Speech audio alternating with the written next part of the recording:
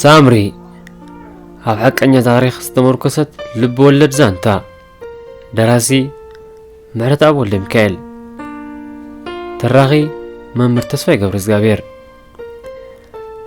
ከመይ ቀንዲኹም ዝኽበርኩም ተኸታተልቲ ዛንታ ሳምሪ ኣብ ዝሓለፈ ካልኣይ ክፋል ዛንታ ሳምሪ ሳምራዊት እቶም ዘፍርሕዋ ፍላንሳ ምዃኖም ገዛ ምስ ኣተወት ዓባያ ኣዝያ ከም ዝተሻቐለት ሳምሪ ለይቲ ከም ዝበሃረትን ንጽባሒቱ ትምህርቲ ከም ዘይከደትን ፊሊሞን ኣብ ቤት ትምህርቲ ንሳምሪ ሲእንዋ ከም ዝተሻቐለ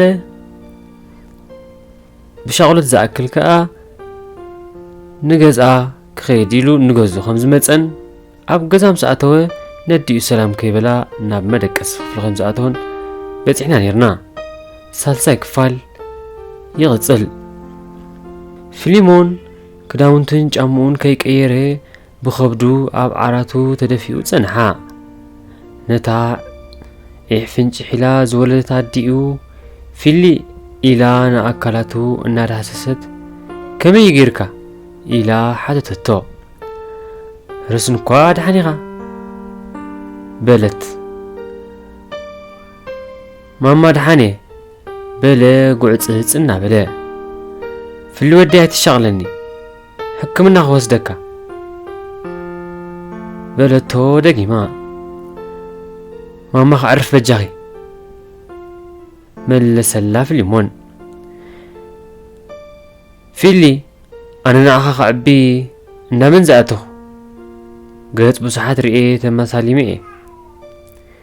ዓይኒ ዓይንኻ ክሕሉ ተስፋይ ካባኻ እዩ ኣይተሻቕለኒ ዝወደይ ኢላ ዘርባዕባዕ በለት። ማማ ድሓኔ ብምባል ፊሊሞን ንብዓታ ደረዘላ። ድሓኔ እኮ እኽሊ ጥራይ ኣፍፊ ደገመላ። ሕራ ኢላቶ ንደገ ወፀት። ፊሊሞን ንሳምሪ ንስራሕ ከይዱ ክረኽባ ሓሰበ። እታ ናይ ተፈጥሮ ጸጋ ዝተዓደለት ፀሓይ ግን ምዕራብ ኣብየት ደፊኡ ክዕርባ ደለየ። ተሲኡ ደቂሱ ደጋጊሙ ሰዓት ክርኢ ዓቕላ ኣጽበበ። ካብ ቤቱ ወፂኡ ንፀሓይ ከቋምት እትውፅእ እናበለን ከሎ ናሆም ማዕጾ ገምገም ኣበለ። ኣደይ ፍረወይኒ ምእራይ እኽላ ኣቋሪፃ መን በለት። ፊሊሞን ከምዛ ሳምሪ ትጽዋዓካ ኣላ ዝተባሃለ ብቕጽበት ሓፍ በለ። ኣነ ናሆም እየ መለሰ ናሆም። ወለከ ናሆም ወደይ ኣነ ከዓ መን ኢለ እንዴ ኢለ ናደይ ፍረወይኒ ሰዓምኦ። ፊሊሞን ቅልቅል ኢሉ ገጹ ኣሲሩ ታዲኡ ክገብር ይመጽኡ እናበለ ኣጉረምረመ። ናሆም ፊሊሞን ኣሎ ዶ ኢሉ ሓተተ። ኣሎ ኺደና ይንዓናይ ከርክበከ ናሆም ወደይ በልኦ ኣደይ ፍረወይኒ። ሕራ ኢሉ ንቕድሚት ሓሊፉ ፊሊ በለ። ፊሊሞን ግን ከምዛ ዝደቀሰት ትም በለ። ወይለይ ደቂሱ ይመስለኒ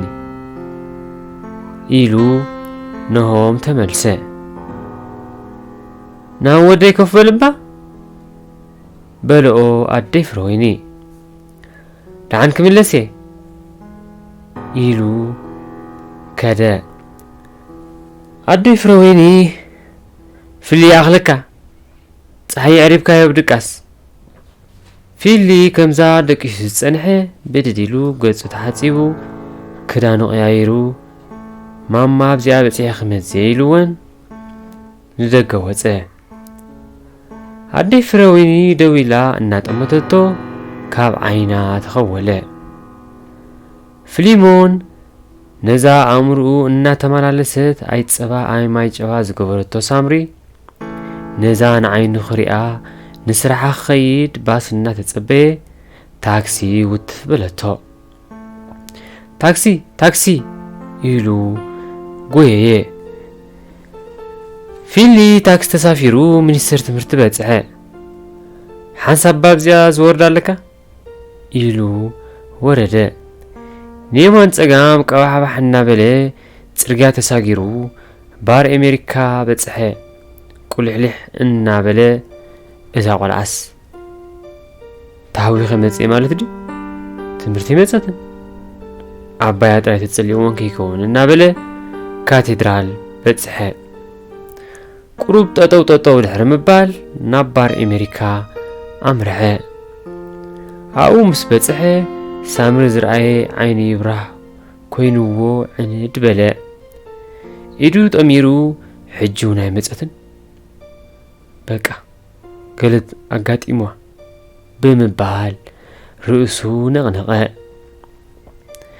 نزل مسارة تارخاتن بلا بوشتو زيدو للاغا إلو نابجبو إدو يأتوامو موبايلو زيلا انتاي زبلا قطامي بحال انا بلا اندا تيلي كارد غزيو قصطات طويقو لعات تليفون اب اسنو غبره ازي اريتيليو زدولكم العامل اي ترغبن مس بلاتو نتا لعات دغاغيمو الحرمطمات كي تردو غما بيلو اقميطوا غزو نكام بولو جمره ننمينو فح جنقرح زبولو حسابات انا تناوصي كامبو بلو بصحي انتاي ليه صواخ بشد مدري انا بلك ابحباح بلا كمزي ارتعيش كمزي انا بلا كان شلو ندا سامري قربه هرمت لبو ممليسا